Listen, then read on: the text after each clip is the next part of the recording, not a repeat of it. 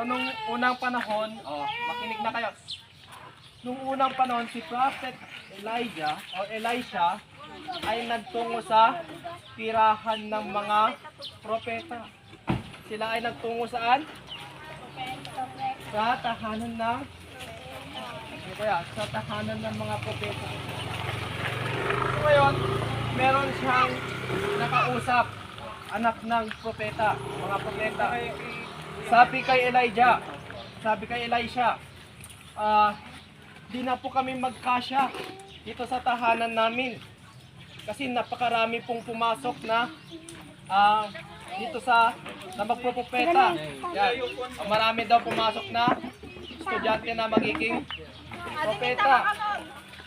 So ngayon, ano nang nangyari? Anong naisipan nila?